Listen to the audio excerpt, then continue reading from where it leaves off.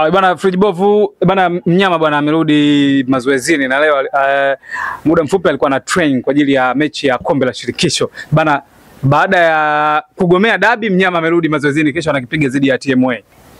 Nachoshangaa Simba hawajaongea kitu.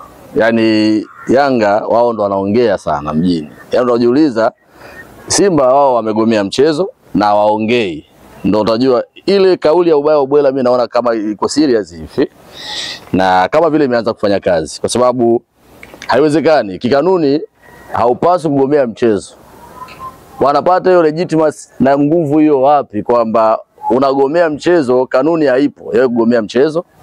Hata kama kanuni imevunjwa ya wewe kutokucheza au kutokufanya mazoezi siku moja kabla ya mechi muda ule ule, kwa maana kanuni ya 17 kifungu cha 35. Yani vipi ushindwe wewe kwenda sasa kwenye mechi yenyewe na bado ukae kimya, alafu leo umeingia kwenye mazoezi ukiwa unatabasamu, hauhofii kwamba kuna kupokwa points 15, hauhofii kwamba kuna pointi 3 kupewa mtani wako Yanga Afrika wala magoli 3. Kwa Simba inaonekana wao wana nguvu kubwa sana kuliko kamati, wana nguvu kubwa sana kuliko bodi ya ligi, kwa maana wao wanafahamu maamuzi yote yanayofanyika kule, ndio maana hawana hiyo pressure. Kuna swali wote unauliza? Akishamaliza interview. Ulisoma barua ya Yanga? Tamko la Yanga linatajwa kama tamko ambalo limekamilika zaidi. Young Africans, mimi tangu juzi, unajua mimi niko mbele ya muda. Mimi Young Africans niliona andiko la Arafat Haji ambaye ni makamu wa klabu ya Yanga, makamu wa rais wa klabu ya Yanga. Arafat Haji aliandika akasema kwamba sisi msimamo wetu kama klabu ya Yanga hatuendi tena kucheza mechi yoyote. Hatutacheza mechi yoyote, mechi yetu imekwisha leo. Na akawasi mashabiki wa Yanga wao watulivu, wao wanachokifanya wanakifahamu, hawatacheza mchezo wowote. Wanachoamini wao wameshinda na wamefanikiwa kwenye mechi ya juzi. Sasa kilichotokea ni kwamba mara baada ya Arafat Haji kuandika vile, watu walijua labda masiara. Mimi nilikuwa nawaambia watu nikiwa kanisani kabisa kwa Mwamposa pale na sana, hii andiko la Arafat Haji hili watu wanachukulia poa, hii ni taasisi. Ndio. Yule ni taasisi, yani yule ndo Yanga imezungumza. Makamu wa rais ni level ya mbali, top kabisa, top management, top level. Watu wanachukulia poa, wasema labda jamaa tu anajifurahisha, labda ni hasira, kwa sababu watu wengine wanakuambia usifanye jambo ukiwa na hasira au usifanye jambo ukiwa umefurahi sana. Lakini yule mwamba alifanya jambo akiamini kwamba ndo msimamo wa klabu ya Yanga. Lakini jana kamati tendaji ya Yanga imekaa na ikaazimia mambo matatu makubwa sana. Katika vitu ambavyo wameandika kwenye barua yao, ile taarifa yao kwa umma, kamati tendaji ya klabu ya Yanga, wao wamesema kwamba walikuwepo wote pamoja siku 2 kabla ya mechi kwenye kikao ambacho kinajumuisha wa pande zote mbili, viongozi wa pande zote, kwa upande wa Yanga, kwa upande wa Simba, meneja wa uwanja, ulinzi, kamishna wa mechi, marefarees, wote wale. Unaelewa? Walikuwepo Simba pale na nini? Na wakakubaliana mechi itachezwa, lakini pale Simba ndo walipaswa kuwajuza watu pale bana, kutakuwa na mazoezi ambayo sisi tutafanya mazoezi kabla ya mechi. Pale ndiko ambako mechi commissioner alipaswa kupata hiyo taarifa, kwa maana kutakuwepo na mechi, kutakuwepo na mazoezi siku moja kabla ya nini? Kabla ya mchezo. Na kikanuni iko hivyo 17:45, lakini mwisho wa siku Simba wao hawakutoa taarifa. Kwa taarifa ambayo baadaye tulikuja kuipata kupitia bodi ya ligi walivyotoa taarifa yao. Lakini mwanzo Simba waliandika wao taarifa yao kwa umma kwamba sisi hatufanye mazoezi. Hatuchezi mechi kwa sababu tumezuiwa kufanya mazoezi. Kumbe walienda bila taarifa. Na huku pia wakisema mabouncer wa klabu ya Yanga ndio waliohusika kutuzuia na wametufanyia vurugu na mambo kama hayo. Meneja wa uwanja pia hakuturuhusu na mambo kama hayo. Lakini baadaye kwenye taarifa ya bodi ya ligi, wao mara baada ya kuitana, kwanza nikashangaa kidogo. Kamati ya saa 72 ya dharura inatoka wapi? Kamati ya saa 72 kitaalamu, kwa namna ambavyo mimi nafahamu, mimi ndo nakwambia mambo yameamuliwa kiandamizi hivi. Yaani kiandamizi, kwa maana funika kombe mwanaharamu apite. Kamati ya saa 72 huwa inakuja siku 3 kabla ya mechi. Kwa maana saa 72 masaa 72 means ni siku 3. Sasa mechi haijachezwa, kamati ya saa 72 ipi iliyoitwa kwenda kuzungumza mustakabali wa kujadili tukio ambalo lilitokea pale. Kwa hiyo utaona kwamba ni namna tu ambavyo ilikuwa inapumbaza watu watulie na vitu kama hivyo. Lakini pia wanakuja kutoa tamko baadaye saa 7 saa 8 kwamba bwana mechi imeahirishwa. Na hata sababu walizozitoa bodi ya ligi, zile sababu hazina mashiko. Ukijaribu kuangalia deeply, ukienda vizuri sana utakuta sababu hazina mashiko. Baadhi ya vitu utaona kwamba ni Simba wao wameshindwa kufanya mazoezi, wamechanganya vitu, lakini kwa watu wasipokuwa na jicho la kipembuzi au ubongo wa kupembua mambo, watu ambao wana afya ya akili wanaweza wasielewe. Kwa sababu wanaweza wakahisi tu tayari taarifa kwa umma imetoka, wakasoma tu kitu cha habari pale wakamaliza mchezo. Bila kuelewa Simba walichokifanya. Bila kuelewa, lakini wanakuambia pale wameandika vitu vingi kwamba Simba wameenda kufanya mazoezi wakazuiwa kikanuni. Simba walikuwa wako sawa, kwa maana kwenda kufanya mazoezi a day before game, muda ule ule ambao unapaswa kuelekea mechi yenyewe. Simba walifika mapema saa 1, lakini wakazuiliwa na mabouncer. Sasa wamezuiliwa na mabouncer wa klabu gani? Kwa sababu kamati inasema wao kwa haraka namna ambavyo waliotazama kwa upande wa Simba na uchunguzi wao waliofanya ni mabouncer wa Yanga, watu ambao wanafanya kazi kwa upande wa Young Africans, lakini bado wanakuambia uchunguzi haujajitosheleza, ndio maana mechi imeahirishwa. Sasa kama uchunguzi haujajitosheleza, why useme kwamba wale ni mabouncer wa Yanga? Una guess, yani kwa maana wana guess watakuwa ni mabouncer ambao ni wa Young Africans. Lakini kingine wanakuambia hapo kwamba Simba hawakutoa taarifa kwa meneja wa uwanja, kwa sababu ule uwanja unalindwa ule ni uwanja wa serikali, na ule sio uwanja wa Simba Sports Club wala sio wa Yanga, wala ule sio uwanja wa Yanga. Wenye mamlaka wa uwanja hawafahamu kama Simba wanaenda kufanya nini mazoezi, ingawa ni kweli kikanuni timu ngeni inajulikana kwamba inafanya mazoezi, lakini huwezi kwenda kufanya mazoezi kama match commissioner au commissioner wa mchezo hafahamu chochote, kwa sababu yule ndo anayehusika kwa 100% kuruhusu mazoezi yafanyike. Kwa maana yeye pale ndo angekuwa yeye ndo angewakuta wale bouncer. Leo nilikuwa namsikiliza Bitebo ambaye pia ni match commissioner wa mechi iliyopita ya Yanga na Simba. Ile Yanga walishinda goli 1-0, akaeleza madudu mengi sana ambayo tulikuwa tuyajui kwenye mechi ile, kwamba Yanga walikataa kuingia kwenye vyumba vya walishanguo, walifanya mambo yao kwenye makorido, walikuwa wanamzuia manager wa Simba kwenda kukutana na Matchcom, yani kujadili masuala kadha wa kadha. Kwa maana Yanga walifanya undava kwenye mechi ile iliyopita ya kwanza, lakini mambo mengi tukiyasikia kwa sababu hakuna changamoto yoyote ya mechi kuahirishwa na mambo kama. Lakini kama mechi ingeahirishwa, huenda pia matatizo ya Yanga, mauozo ya Yanga mengi sana tungekuwa wazi. Kwa sababu leo amefunguka Matchcom anasema, yule ni match commissioner anasema kama yeye angekwepo katika uwanja wa Benjamin Mkapa na angekuwa na taarifa, angeenda na angekwepo, Simba wasingezuiliwa kufanya mazoezi. Kwa maana wale mabouncer wasingekuwa chochote wala lolote kuwazuia Simba kufanya. Who is bouncer by the way? Yani bouncer ni nani? Sababu bouncer hajui hata hizo kanuni, bouncer hajui hata hizo sheria za mpira, bouncer hajui chochote. Bouncer ni maelekezo, na bouncer ni mabavu. Bouncer waga wanatumia mabavu, manguvu, sio na nguvu. Wewe hata ukija na gari lako, mabouncer wale ni kama matembo, upiti. Tumesema upiti. Na hiyo sauti wameipata mahali bana, hakuna timu fulani kuingia. Lakini anakuambia match commissioner angekwepo na angekuwa na hiyo taarifa, Simba angeenda kufanya mazoezi. Sasa match commissioner hana taarifa kama Simba wanaenda kufanya mazoezi leo muda fulani. Bodi ya ligi, maofisa wa bodi ya ligi hawafahamu. Sijui naelewa vizuri. Kamati ya ulinzi yenyewe haifahamu, kwa sababu lazima usalama pia uwepo. Kwa sababu hizi ni dabi, kuna tension na vitu kama hivyo. Kwa hiyo wameandika kwenye taarifa yao kwa umma pale mara baada ya kukaa kikao kamati ile kitendaji ya bodi ya ligi. Lakini mwisho wa siku ukiangalia hakuna sehemu ambapo inasema Simba agomee mchezo. Kanuni ile haikuepo pale. Kwa hiyo Simba alipaswa alalamike kwa kosa la kuzuiwa, lakini acheze. Yes. Kwa hiyo Yanga angeadhibiwa kwa sababu kamzuia Simba, lakini mechi imechezwa. Yes, kikanuni ingeadhibiwa kikanuni. Kwa maana Yanga wametuma mabouncer na paka wathibitishwe. Kwa sababu paka sasa hivi bado watu hawana uhakika wale mabouncer ni wa Yanga. Hiyo inasemwa, si ndio? Lakini mwisho wa siku mabouncer of course ni wa Yanga, na mabouncer wa korofi mara nyingi wanakuwa wa Yanga. Wewe ushazikuta hizo scenarios. Mabouncer wa Yanga hata waandishi wa gala tugonga. Wewe hujai kupatwa wewe. Nawajua. Wale mechi ya Simba na Yanga, mwandishi wa habari umevaa beji yako anakupiga mtama afu ajali. Sawa. Bana cheki, lakini kama wazuri, lakini Simba wao makosa waliofanya. Nisikilize vizuri, usikimbie. Makosa Simba waliofanya ni wao kususia mechi wakiamini kabisa wanavunja kanuni, kwa sababu wao. Kwa hiyo Simba walichokuwa wanakifanya wanakijua. Yes, kwa sababu kikanuni Simba of course wamezuia kufanya mazoezi. Sasa ngoja nikupe ambayo uko ujui. Mimi bwana, mimi uzuri mimi napataga za ndani sana, mapema sana. Simba ile ilipofika tu saa 3 wakaondoka zao. Walivyoondoka Simba, kabla ya kuandika taarifa kwa umma, waliruhusu wachezaji wao waende majumbani mwao.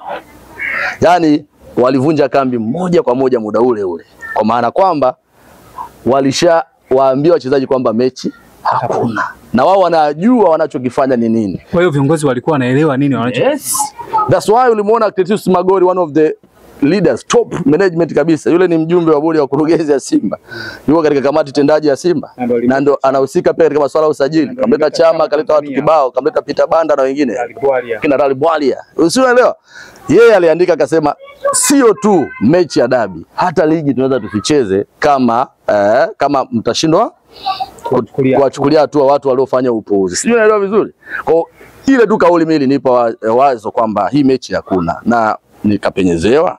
Wachezaji wameshaachiwa huru, wameenda kuendelea na maisha yao, kwenda kupumzika. Na ndio maana leo wameingia mazoezini. Hawajatokea kambini. You get my point? Kwa maana Simba walikuwa wanajua wanachokifanya. Sasa ukija kuangalia bodi ya ligi mara baada ya kuketi katika kikao chao, wao wanakuambia kwamba mechi wameiahirisha mpaka pale ambako wataipangia tarehe.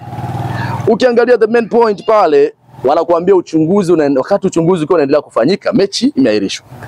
Yule alioenda uwanjani ambaye yeye ametimiza matakwa ya kikanuni hajapatiwa anachotakiwa kukipata, kwa sababu Yanga wao hawajavunja kanuni. Wameingia uwanjani na mashabiki wao, wamefanya warm up, wameweka hadi kikosi, wanasubiria Simba wafike. Ingawa tayari taarifa wameshapata kwamba bwana mechi hakuna, lakini wao wameenda kwa takwa la kikanuni na wamefika uwanjani pale.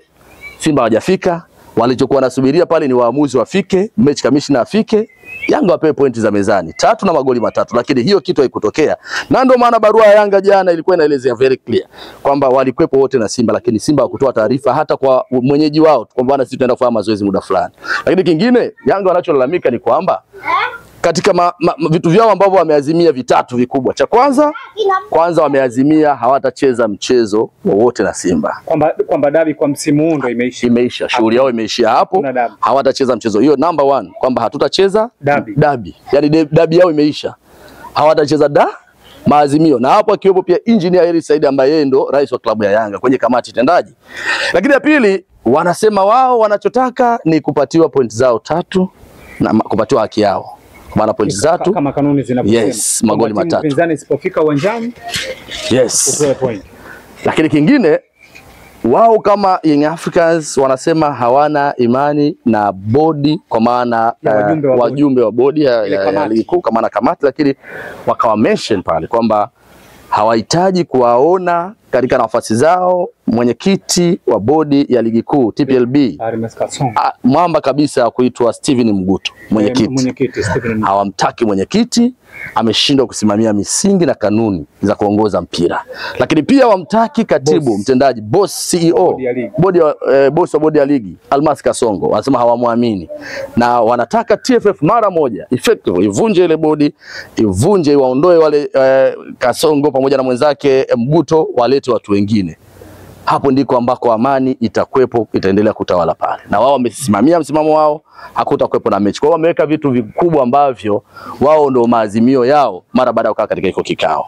Kuna mtu kaniuliza swali, Yanga hawana imani na bodi ya ligi, ile kamati ya masaa 72 hawana imani nayo, hawana imani na mwenyekiti mzee Steven Mguto, hawana imani na CEO Almas Kasongo. Kuna mtu kanigusia kwamba ikitokea hiyo kamati, kwa sababu leo nimemsikia mwenyekiti mzee Mguto anasema kila kitu kiko under control, wanaendelea kufanya uchunguzi, utakapokabilika watakuja na majibu. Kila utakachouliza wao wanakuambia watakuja na majibu. Mtu ananiuliza swali, sasa majibu yakitoka Yanga amepewa pointi 3 wakati Yanga walichosema hawaiamini kamati, ndio Yanga watafurahia. Yani Yanga hapo watasema watasema CEO 5 tena na watasema Steven Mguto 5 tena, watafurahi. Ni unafiki kwenye ligi yetu. Lakini kingine wanasema nyani haoni kundule.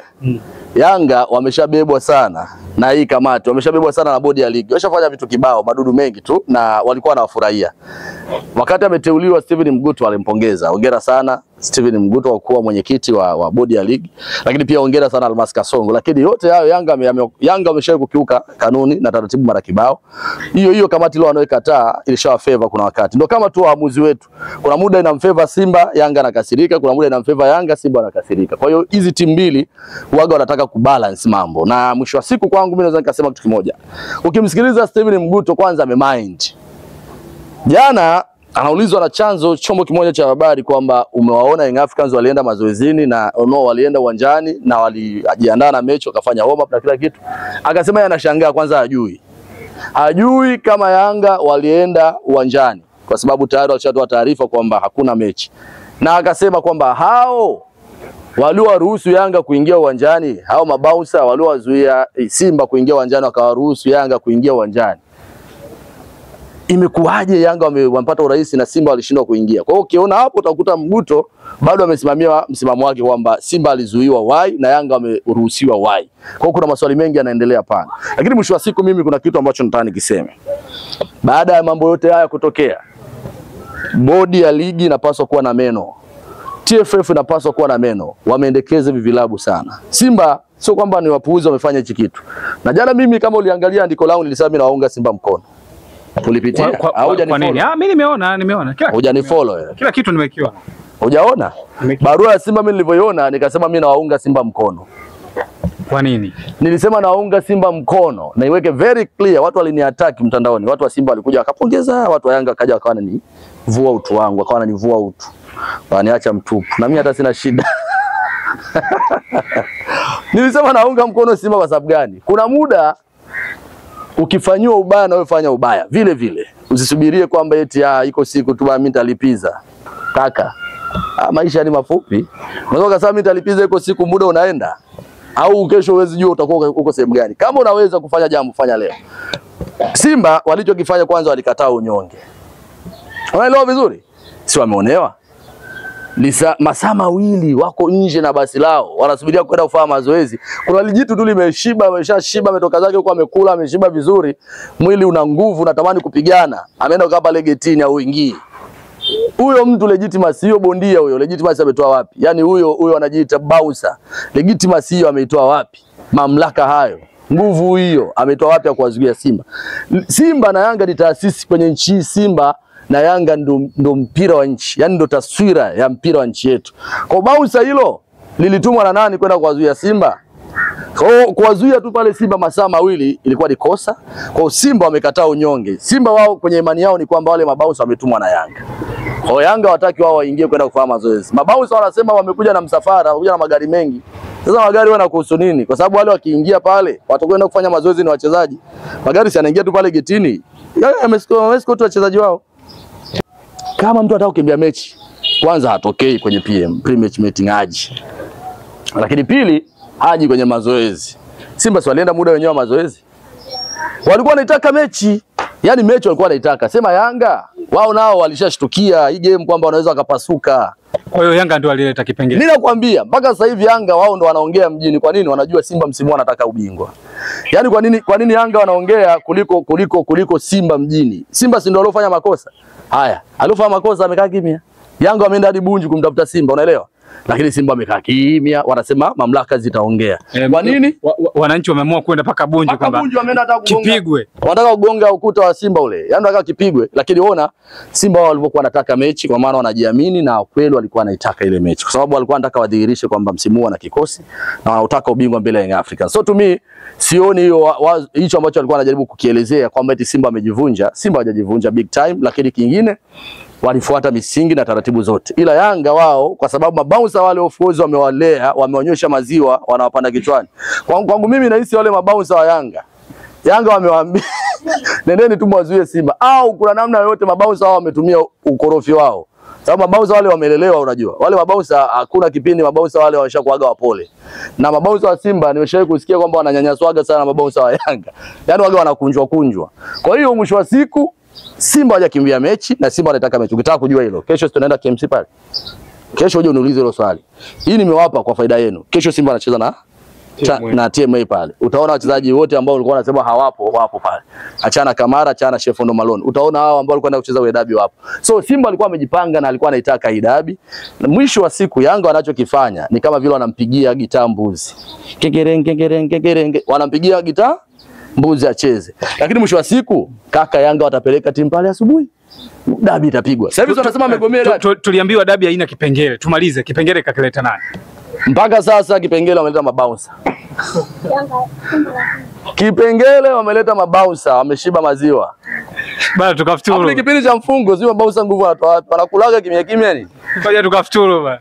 Ila mwisho wa siku jamani tuwaogope, yani tumheshimu sana shabiki. Hii naomba niongee kwa hisia. Dakika moja tunaiyo. Tumekaribia kufuturu. Dakika moja tunaiombeni. Jamani tusifanye mambo ya hovyo. Watu wametoka Iringa. Watu wametoka mbali. Nilikuwa naongea na Wamasai wametoka Longido. Mtu ametoka Longido kaka ameuza ng'ombe. Mimi jamaa mmoja ameuza ng'ombe 7 kwa ajili tu image. Kabeba kijiji chake kaja hata nguo avagi wa. Kwa jamaa mmoja ametoka Bukoba Kagera, milioni amedondosha. Tiketi ya go and return. Kuna watu wametoka Komoro, nilikuwa naongea. Jamaa amelala 70 mara 2 14 kwa maana 140,000. Jamaa ametoka UK, United Kingdom. Amenipigia simu jana, amefika hapa na mimi nilikuwa nao na wafahamu mashabiki zangu. Kuna jamaa ametoka USA. Watu wako hapa kaka, wamekuja kwa ajili ya image. Watu wametumia gharama. Kuna watu wameinvest, watu wameuza mahindi. Kaka kipindi hiki mvua hainyeshi. Huu ni mwezi wa 3 kijijini hamna mazao. Mahindi yameungua. Simuona mahindi yameungua. Tumepita Arusha huko mahindi yanaungua. Yanaungua, hamna mvua. Lakini mtu ameuza mahindi yake ya ndani kwa sababu ya dabi. Yaani dabi ni kama kamari. Yaani dabi ya Simba na Yanga ni kama mtu ana kamari au ni kama vile uraibu fulani. Yaani mtu bodi ya ligi nao kwa nini waliendelea kuwapa watu matumaini? Bodi ya ligi katika vitu ambavyo walifanya wanaendelea kuwapa watu matumaini, mechi ipo. Kaka iliwapalia. Ile jambo iliwapalia zito. Kwa maana kwamba tukisema tu mechi ipigwe, Simba hawapo. Hawapo kambini sasa hiyo. Waanze kukutana wachezaji waje wafia ndondo ile. Wafia ndondo. Yaani Simba wameshavunja kambi usiku, alafu haya jamani tumekubaliana mechi inapigwa. Kaka wangekula 10. Simba wangekula 10. Sasa watu wameruhusiwa kwenda usiku, wanajua usiku walienda wapi? Labda wameshaenda zao hapo Sinza, washaenda zao Tabata kula bata. Haya wafu wanakutana uwanjani, magoti haina uroto. Kaka wangekula 10. Kwa bora hata hiyo mechi haijachezwa. Bodi ya ligi walijua kabisa wao kuna mtu anaweza kupata kiama cha magoli. Kwa kwangu mimi tuwaheshimu sana mashabiki ambao wao ndio wana hype huu mchezo. What if mashabiki wakasema okay fine, yes mnaamua kutuonea, hatuji. Kwa dabi yenu hatuji. Tutabaki na timu zetu za mikoani. Hatuji kwenye Simba na Yanga. Hataki upuuzi. Bodi ya ligi TFF mnawalea sana hawa jamaa. Okay fine, endeleeni kuwalea. Hatuji, atulete hivyo viingilio. Yes ndio mnataka mpate viingilio kupitia sisi. Hatuji sasa. Mtu amefariki. Shabiki wa Yanga ametoka Tunduma. Kaenda maskini ya Mungu amesubiria mechi pale, mechi hamna. Kapigwa shoti, kapoteza maisha jana wamemuaga na Yanga wamebeba ule msiba wote ule. Wameubeba na wamesafirisha. Sasa imagine mtu kafariki ametoka akiwa na furaha kuja kuangalia mechi. Amepoteza maisha kwa sababu ya upuuzi wa watu wachache. Haya, Mungu atawalipa. Hawa wote walioteseka. Kuna dada anaitwa Jessica Manji jana amechinja kuku kibao, anataka kufanya biashara pale. Kalia kama hayawani pale. Anasema biashara hamna, nimepata hasara. Kuna mama amekanda unga mandazi kilo 20. Anaenda kuuza pale muda wa iftari. Watu wameshatengeneza chapati, watu shafanya biashara, wanawaza biashara afu biashara hakuna. TFF kuna maana wanafeli. Wanafeli kwa sababu wamewachia hawa jamaa waendeshe wanavyotaka. Huko ndio kufeli kwao. Mimi silaumu TFF kwa sababu TFF hapa husiki. Bodi ya ligi. Usirudie tena. Karia ni chombo kinachojitegemea kwa maana TFF bodi ya ligi wametoa mamlaka. Anafanya kazi nzuri sana Karia. Ukimsema Karia kaka anafanya kazi nzuri sana. Kwa hiyo Karia fanya kazi yake. Bodi ya ligi wao kwa kweli kuna mahali wamekubali kuzidiwa na Simba na Yanga. Na mimi najua ni kwa sababu gani. Wamekuwa wakiwapiga fine sana, wamekula hela. Kwa hiyo wakiwagusa tu hawa jamaa wawili. Hawa jamaa wakisema wakisia tucheze. Hivyo vile timu gani ambayo italeta hela hapa? Bana ngoja tukafuturu. Mimi naondoka bwana.